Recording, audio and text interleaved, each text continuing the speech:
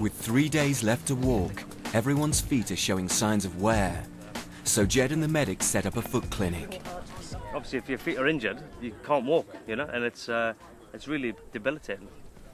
Lorraine and Peter have serious blisters that need to be sorted out before they can walk any further. If they burst, they can get infected quite easily, and when they get infected, you know, that infection can spread. So that's why we need to have, you know, scrupulous sort of medical care in the field, really. That is a nasty blister, mate. I'm going to drain that. Good.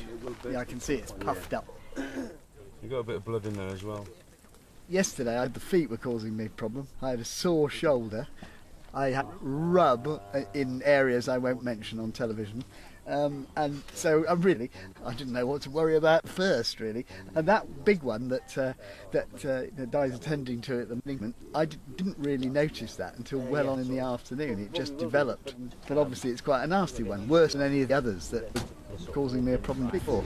Guys, if you don't get a move on, we're not going to make it, so hurry up, please.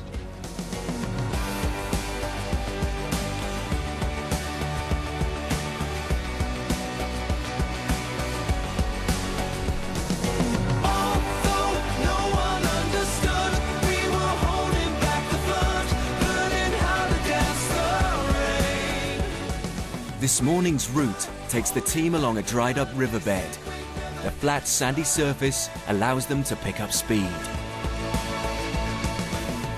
Plan for today is we have to walk around the edge of this mountain, and then it goes into like another level of desert where it's like proper sand. You're literally just treading it, trying to get through. And if we don't get there soon, the sun's going to come out, and that's going to really test everyone's determination, because, to be honest, when the sun kicks in, it just changes the whole intensity of this. Today's quick pace is great news for everyone, except Peter. I mean, we've always got to think about Peter as part of the team. The big problem for Peter is pace. The reason he overheats is because we're going at a fast pace. The reason his feet are in such a bad condition is he's going at a fast pace. So the key question is, can Peter keep up? Can he keep this pace to enable the team to achieve the goal of 100 kilometres?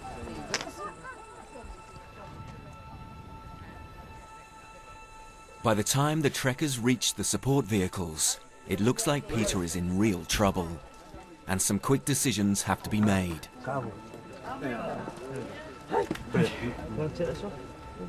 After doing today's, he's exhausted, feet are getting worse. He didn't come out here to not get to the end, I have no doubt about that. If he continues now and tries to be a hero and say, yeah, I'm going to get to the end, he'll be out for it and he won't be able to finish it. And I think he'll be mortified that he came all this way to not finish this trek. We're a little bit concerned about your feet and the blisters that you had this morning. Yeah. I'm just quite concerned that they need a little bit more treatment, really. So what we'd like to do is probably send you to the base camp to have a chat with a doctor and get some decent treatment on your feet. How does that sound? Well, I'd be stupid not to take your advice, because I guess I don't know what damage I'm doing, and that's what Sure. you're worried about. Yeah, absolutely.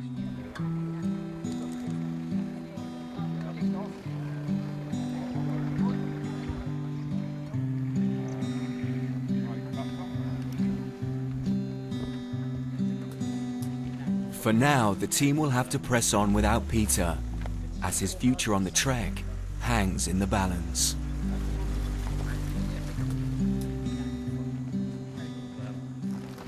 It's really disappointing for Peter.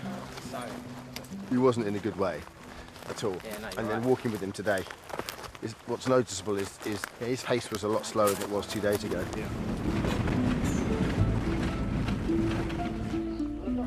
At base camp, the expedition medics give Peter a full health check and an ultimatum.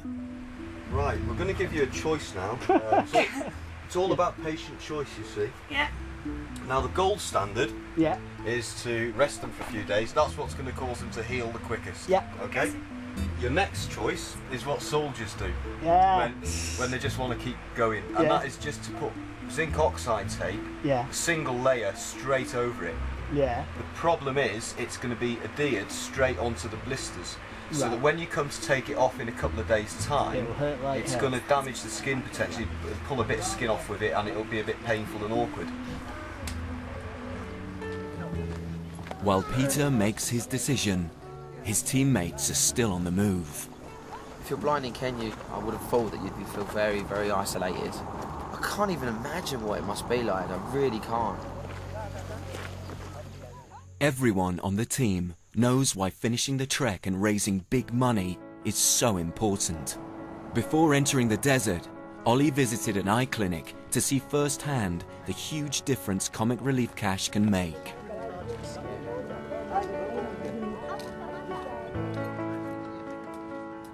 So this is the eye unit. This is Julius Kiveka. And the patient's waiting to be seen. Julius? 69-year-old Julius is waiting for an operation. So Julius, how long have you had no sight? One is from 1981. Yep. And this one is last year from April. From that day, can't see. Last year, a cataract formed on his good eye, leaving him virtually blind and unable to work and look after his family.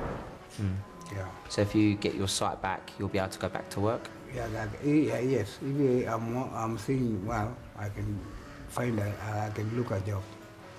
Fantastic. Julius is one of many waiting for an operation paid for by a project supported by Comic Relief. This operation, which only costs £17 for one eye, is his last chance to save his sight. Think of the patients that I've been speaking to, and they're all over the age of 60, and I think of my grandparents, and my nan's got cataracts at the moment. What would I feel like if that was my grand sat there with the fact that she might not be able to see again? Just sort of really sad. Fingers crossed.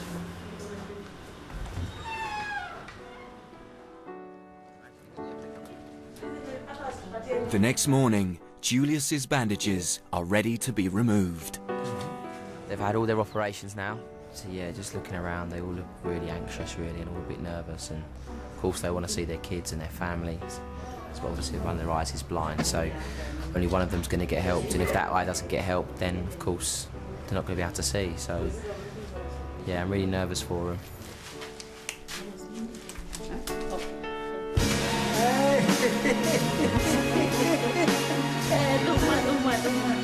So amazing, it really is.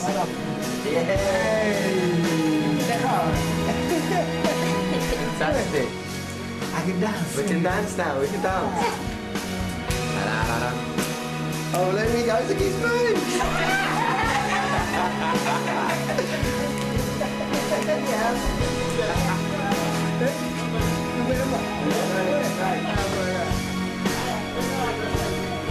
So happy. That was amazing. His face, just as soon as they took the patch off and they wiped the eye away and he was able to see it was just incredible. You could see in his face how happy he was. And he looked around the room and he was like, hello.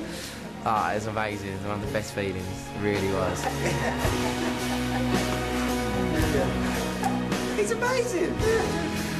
When I am finding it hard on the trek, I'll be thinking of these guys and thinking of Julius, and I'm just going to push me to the end.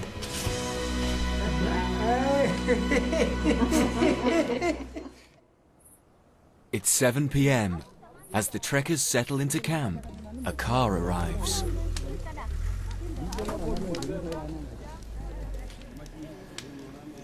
Oh, God, I love him. He's got a smile on there. He's smiling, that's a good sign. Do you know that they said that your injuries were so bad that squaddies would have cried and would have been out of action? Well, yes, I can believe that. Sweetheart, we've been really worried about you. Oh, no, well, the trouble was...